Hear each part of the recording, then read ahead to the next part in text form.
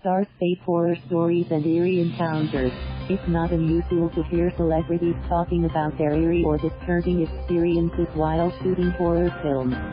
But on the set of a comedy flick? Curiously, for Ida's Last, it was a particular scene in her 2003 blockbuster movie Tanging Ina that had her believing in the supernatural. I have had creepy experiences feeling like something is sitting beside me on the bed and seeing our water dipper tumble on its own. But I have never seen a ghost. And then, Tanging Ina happened, she told the Inquirer. We were out shooting somewhere in West Avenue in Quezon City. This happened in a scene featuring Jiro, Manio and Marvin Agustin. When the camera zoomed in on Marvin, a white, smoke-like figure suddenly appeared and kissed him on the cheek. It was captured on video, she recalled. Everyone was shocked at what they saw on the screen. "Cut!"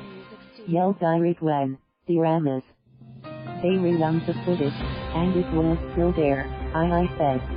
So that's what it looked like, I thought to myself.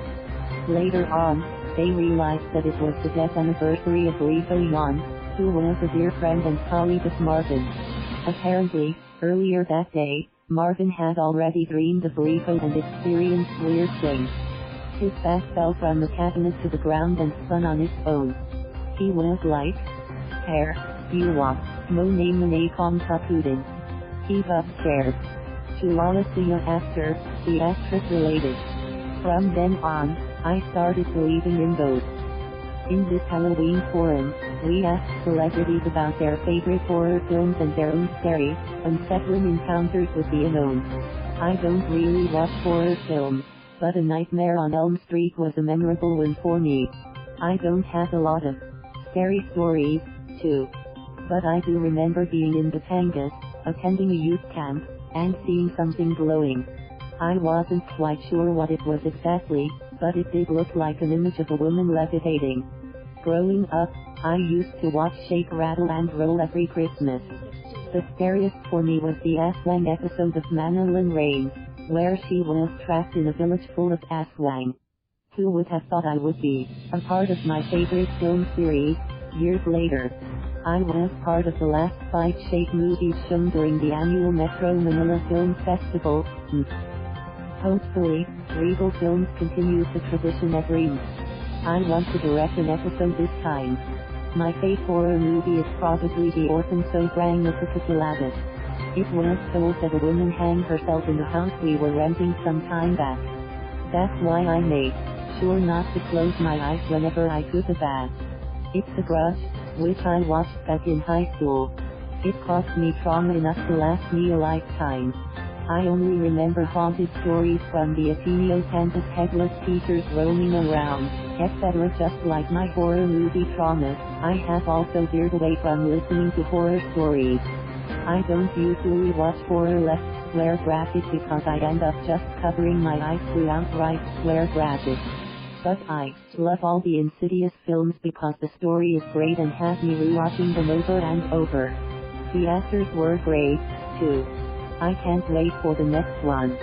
My favorite horror movie has always been Sleepy Hollow. I like it because it's a period piece that mixes romance, horror and fantasy, with beautiful costumes, sets and, of course, Johnny Depp. My favorite scary stories growing up would have to be the personal ghost stories of my family members and friends. Those always spook me, just knowing that they're real. My all-time favorite horror movies are Insidious 1-3 and The Conjuring 1 and 2. I also love The Ring and The Grudge. I find them really scary. The stories and execution are good. The first 2 weeks, I would hear the sound of what seems like a barbell being dragged whenever we're about to sleep. I do see and feel things. I'm used to it, so Degman Nalang. It stopped eventually. But then, a series of creepy things happened. One time, I forgot to close the door while using the toilet.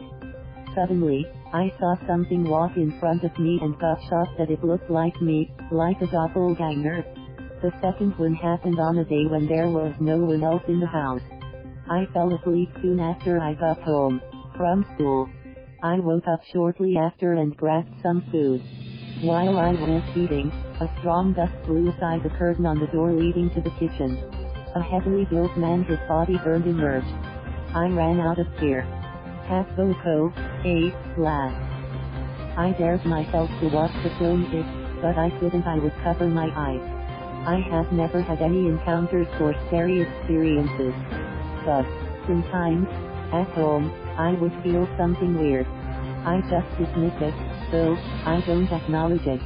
It's not exactly a horror film, but I like the Joker.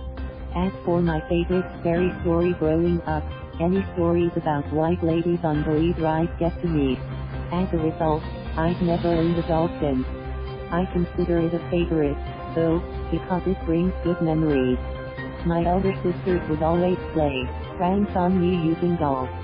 I must admit, as a kid, I grew up feeling presences. I had a lot of creepy experiences, like seeing something move from one place to another, seeing shadows move, and hearing voices. Thank you for watching. Please subscribe.